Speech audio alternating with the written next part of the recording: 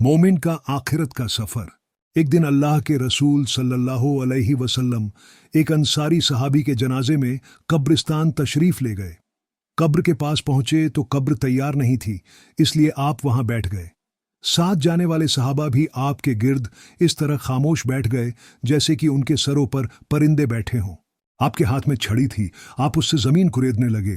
फिर सहाबा से फरमाने लगे, कब्र के अजाब से बचने के लिए अल्लाह से पनाह मांगो। फिर फरमाया, मोमिन का जब आखिरी वक्त करीब आता है और आखिरत का सफर सामने होता है तो उसके पास आसमान से फरिश्ते नाजिल होते हैं, जिनके चेहरे सफेद होते हैं जैसे कि सूरज चमक रहा हो। उनके पास जन्नती कफन और जन्नती खुशबू होती है। वह फरिश्ते मरने वाले के पास बैठ जाते हैं। मरने वाले की नजर जहां तक जाती है वहां तक फरिश्ते ही फरिश्ते नजर आते हैं। फिर मलकुल मौत अलैहिस्सलाम तशरीफ लाते हैं और उनके सिरहाने बैठकर फरमाते हैं, एक पाक जान अल्लाह की मगफिरत और रिजवान की तरफ चल। फिर मोमिन की रूह इस तरह बहती हुई बदन से निकलती है जैसे मशक से पानी निकलता है। मलकुल मौत उस रूह को ले लेते हैं।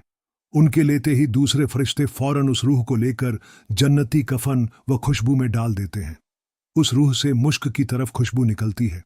फिर फरिश्ते उस रूह को लेकर आसमान की तरफ बढ़ते हैं। उस खुशबूदार महकती रूह को देखकर आसमान के फरिश्ते पूछते हैं, किसकी रूह है? रूह ले जाने वाले फरिश्ते जवाब देते हैं, यह फलां इंसान की रूह है। इस तरह फरिश्ते उसे लेकर 7वें आसमान पर पहुंच जाते हैं। उसके बाद अल्लाह का हुक्म आता है, इस बंदे के कामों का हिसाब किताब इल्लीन में लिखो और रूह को वापस जमीन पर ले जाओ, क्योंकि मैंने उसे जमीन से पैदा किया है। वहीं लौटाऊंगा और फिर वहीं से उठाऊंगा। चुनांचे उसकी रूह वापस लाकर उसके बदन में डाल दी जाती है। मुनकर नकीर उससे 3 सवाल करते हैं।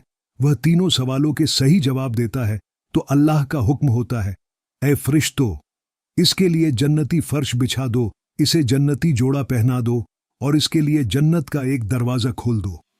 इस तरह एक मोमिन का आखिरत का सफर खत्म होता है। अल्लाह ताला हमें इस्लामी जिंदगी जीने की तौफीक दे और हमें अपने ईमान पर चलने की तौफीक अता फरमाए और ऊपर बयान हदीस के मुताबिक हमारा आखिरी सफर आसान करके अंजाम बेहतर कर दे, आमीन।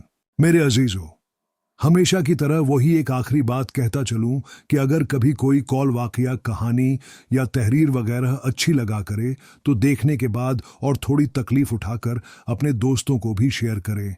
यकीन करें कि इसमें आपका मुश्किल से एक लम्हा लगेगा, लेकिन हो सकता है इस एक लम्हे की उठाई हुई तकलीफ से आपकी शेयर की हुई तहरीर हजारों लोगों के लिए सबक आमोज साबित हो।